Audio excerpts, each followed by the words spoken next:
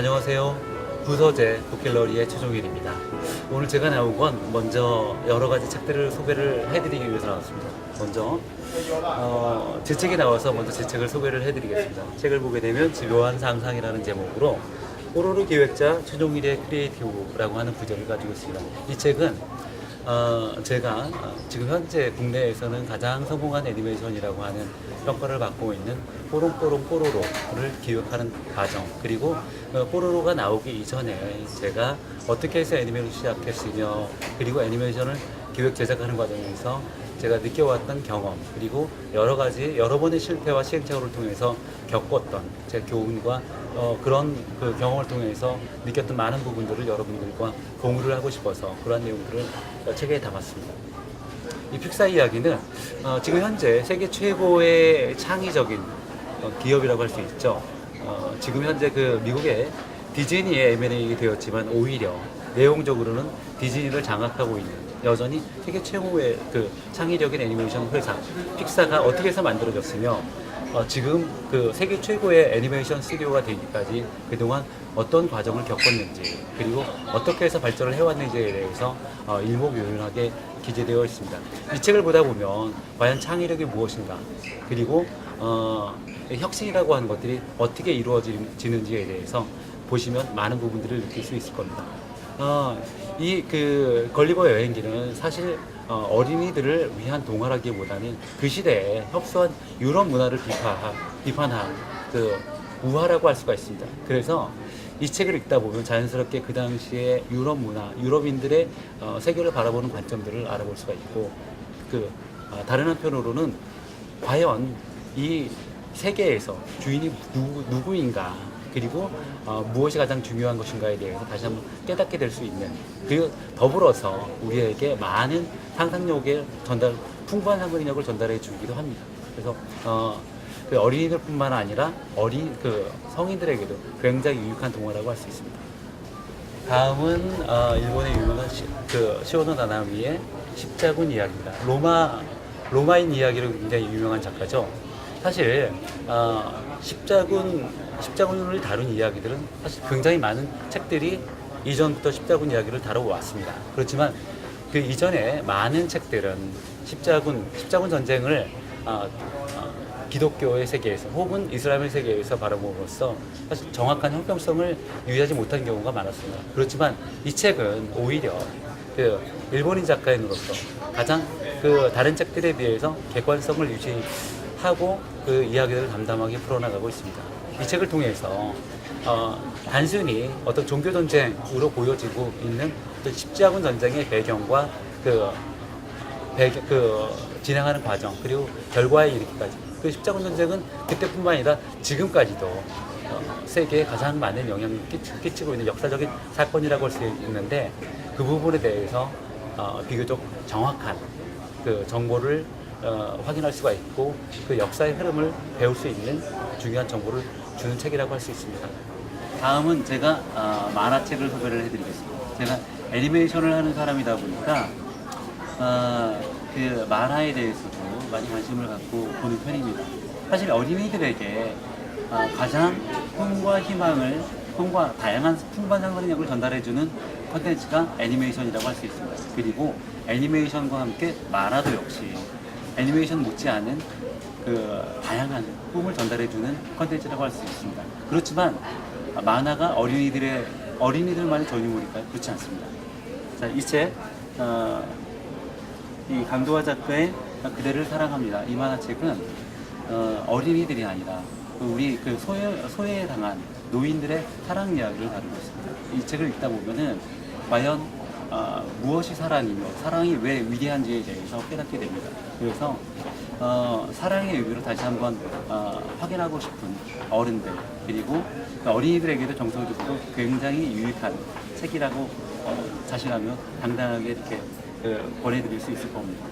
이 쥐라고 하는 만화책은 2차 대전에서 나치 치하의 그 유럽에서 유태인들이 겪었던 아주 극도의 어려움들을 다룬 책입니다. 그래서 이 책에서는 나치들, 고양이, 그리고 유태인들을 쥐로 표현해서 그 당시에 겪어왔던 유태인들의 고통을 잘 표현하고 있는데 이 책은 만화기 때문에 오히려 책이 일반 책 같은 경우에 글로만 그 당시의 상황을 설명해야 됐음에도 불구하고 이 책은 만화기 때문에 글과 그림이 같이 표현이 되어 있기 때문에 훨씬 더 그 어린이들에게 당시의 상황을 리얼하게 보여줄 수 있는 장점이 있습니다. 그래서 그 우리 어린이들에게 역사를 배우고 지금 현재 우리가 누리고 있는 것들이 얼마나 소중하고 행복한 것인지 이 책을 보게 되면 다시 한번 확실히 깨달을 수 있을 거라고 생각합니다. 오즈의 마법사입니다.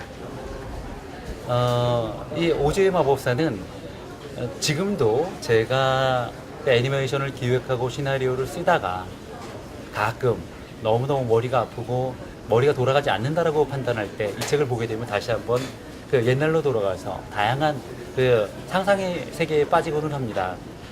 이 책은 뭐 잘 아시겠지만 캔사스의 그 대농장에 살고 있는 도로시가 허리케인을 그 타고서 오즈의 나라로 와서 허수아비, 그다음에 그 쇳덩어리로 만들어진 나무꾼, 겁쟁이, 사자들과 함께 자기 어떤 소원을 성취하기 위해서 오즈의 나라를 모험하는 이야기를 담고 있습니다.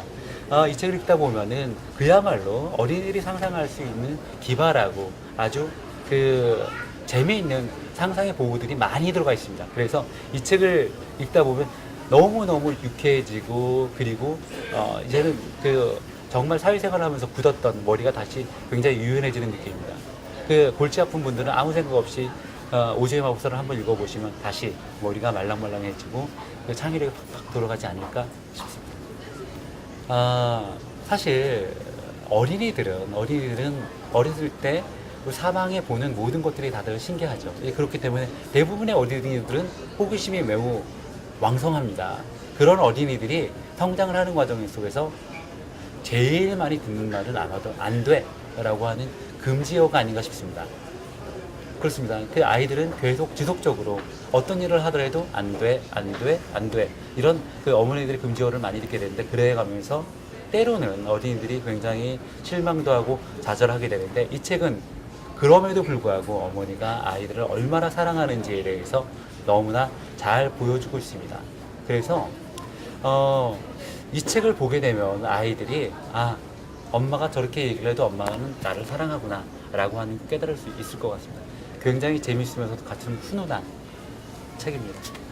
사실 우리나라에서는 여전히 그 엄마라고 하는 존재, 아내라고 하는 존재가 어느 순간부터 정말 우리 주변에 있지만 소중함을 모르고 당연히 우리가 원하는 모든 것들을 해결해 주는 가정부 내지는 해결사 같은 역할을 하고 있는 것 같습니다.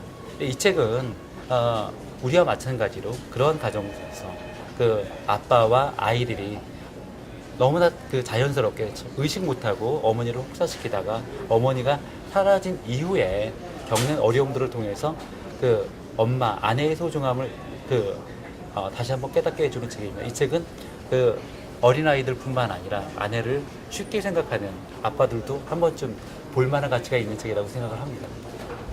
이 책은 타요가 새내기 버스가 돼서 이제 경험하는 첫 운행에서 경험하는 여러 가지 어려움, 그리고 그 과정에서 예측하지 못한 그 시행착오, 그 과정에서 친구들의 어떤 도움을 받고 무사히 하루를 끝마치는 이야기들을 담고 있습니다.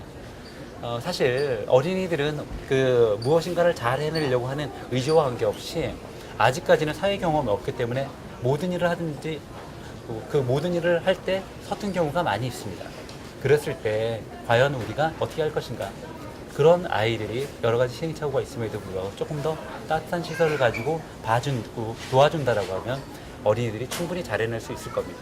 그래서 그 꼬마버스 타이어의 신나는 하루를 보면서 어머니들은 아이들에게 조금 더 서툰 거에 대해서 탓하지 말고 조금 더 용기를 주시고 힘을 북돋워 주시기를 바라겠습니다.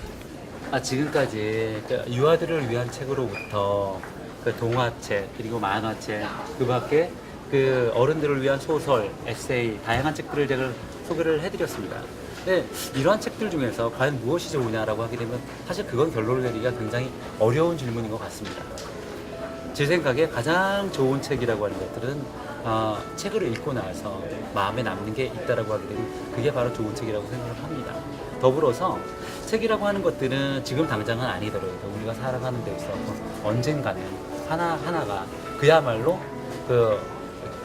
우리의 어떤 인생에 있었고 삶에 있었고 그 양식이 된다라고 생각을 합니다. 그래서 이것저것 가리지 말고 책을 읽다 보면 자연스럽게 본인에게 맞는 독서법을 깨닫고 그 과정을 개발하다 보면 정말 양식도 그리고 연륜도 풍부해지지 않을까 생각합니다.